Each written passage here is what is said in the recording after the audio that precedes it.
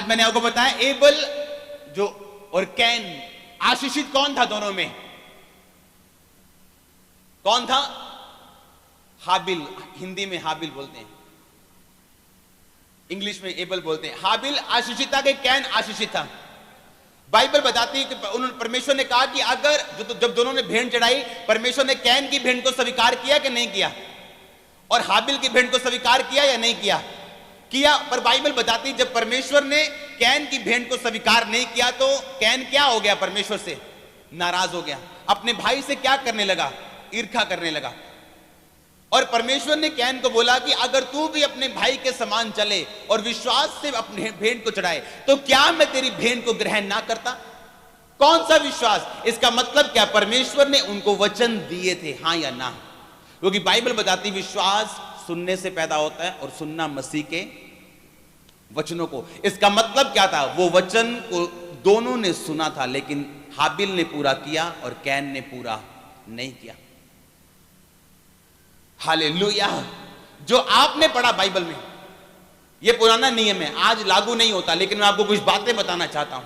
परमेश्वर ने कहा जितने मेरे याजक होंगे वो अपने माता पिता, अपनी कुंवारी बहन या अपने भाई के कारण अपने आप को अशुद्ध कर सकते हैं। यानी जब वो मर जाएं तो वो उनके पास जाके उनकी लोथ को छू सकते हैं, पर और किसी दोस्त के लिए, किसी भाई और किसी निकटम संबंधी के लिए भी वो अपने आप को अशुद्ध नहीं कर सकते। और परमेश्वर ने जो महायाजक होते थे, जो साल में एक बार महापवित्र परम पवित्र स्थान में अंदर जाके लहू लेके जाते थे, परमेश्वर से प्रार्थना करते थे, परमेश्वर ने उनको बोला कि अगर तेरा माता और पिता भी मर जाए तो तुझे उसके पास जाने की आज्ञा नहीं है, और तू अपने आप को पवित्र बना के रखेगा, क्योंकि मेरा पवित्र तेल तेरे सिर के ऊपर मुकुट की तरह है। हालेलुया। इसका मतलब क्या है? हर एक मसा जो कंडीशन के साथ नहीं आता वो गलत मसा है। हर एक सेवकाई जो परमेश्वर आपको देता है, अगर वो कंडीशन के साथ नहीं है तो वो गलत है। परमेश्वर ने कहा याजक, अगर तू याजक है तो तुझे ये काम करने हैं। तू दुनिया के जैसा नहीं बन सकता, तुझे थोड़ा सा क्या करना है? दुनिया से अलग रहना है। पर अगर तू महायाजक है तो मैं तुझे बिल्कुल अलग करूंगा। तू माता और पिता के लोथ को भी क्या छू नहीं सकता। आज लोग अभिषेक चाहते हैं लेकिन कंडीशंस परमेश्वर से नहीं चाहते, हां या ना?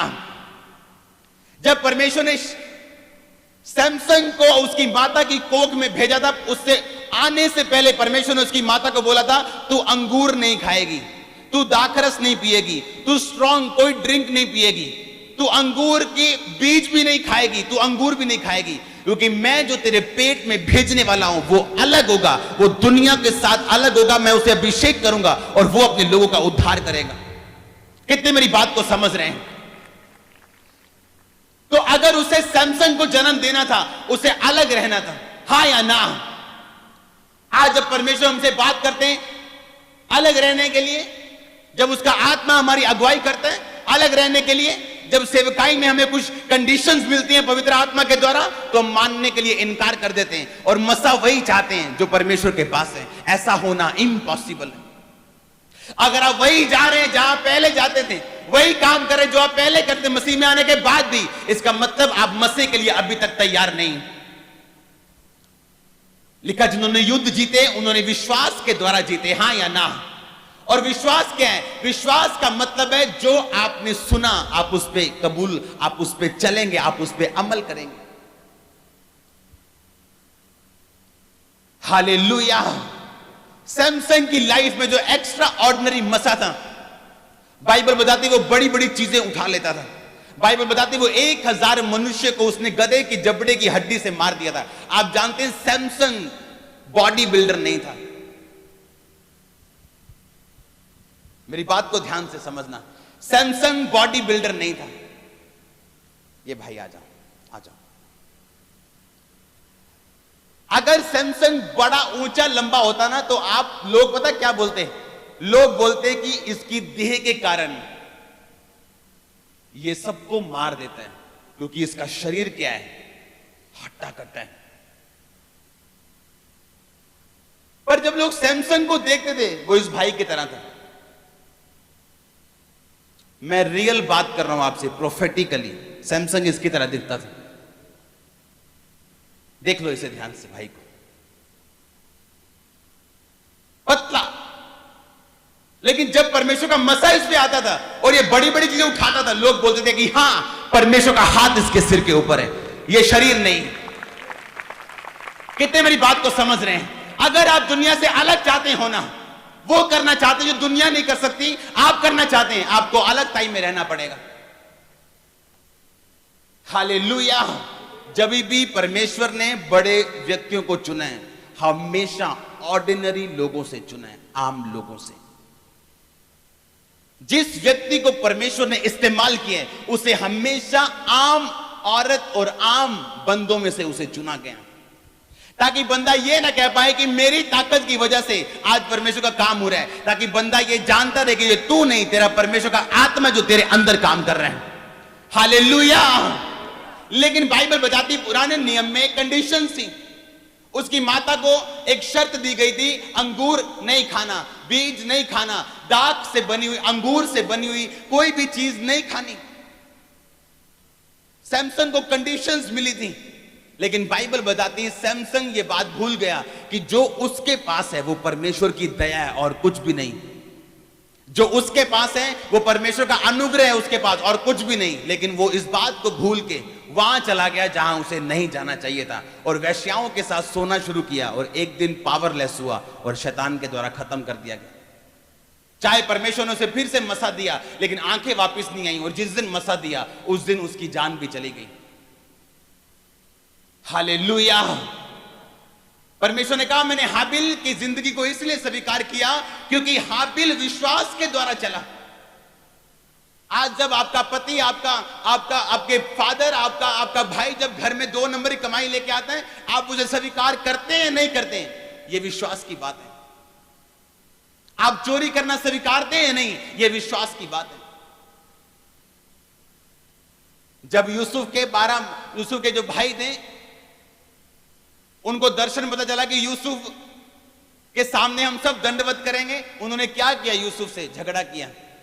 ये बात भूल गए कि यूसुफ ने तारे देखे हैं, वो भी एक स्टार हैं अगर वो यूसुफ की निगाहों से देखते हैं, पर जेलसी ने उन्हें अलग कर दिया यूसुफ से। अगर यूसुफ प्रधान था तो वो उसके साथ क्या रहने थे? आप जानते हैं, अगर उनके भाई उसको ना पकड़वाया होता यूसुफ को, तो उसके भाई उसके मंत्री होते, क्योंकि यूसुफ क्या था? एक स्टार। उसके भाई क्या थे? दर्शन में क्या थे? वो स्टार थे। यूसुफ बड़ा था, उसके भाई छोटे स्टार थे, लेकिन उसी नफरत ने उनको वो दर्शन पूरा होने नहीं दिया जो परमेश्वर का था उसके भाइयों की लाइफ में। कितने मेरी बात को समझ रहे हैं? अगर आपको वो चीज करनी है जो अलग है, आपको प्राइस भी अलग पे करना पड़ेगा, आपको मूल्य भी अलग देना पड़ेगा। क्या परमेश्वर को पैसा चाहिए? क्या मूल्य दोगे उसे? पवित्रताई, वचन पे चलना, पूरा कंप्लीट वचन पे चलना, यह परमेश्वर का मूल्य है।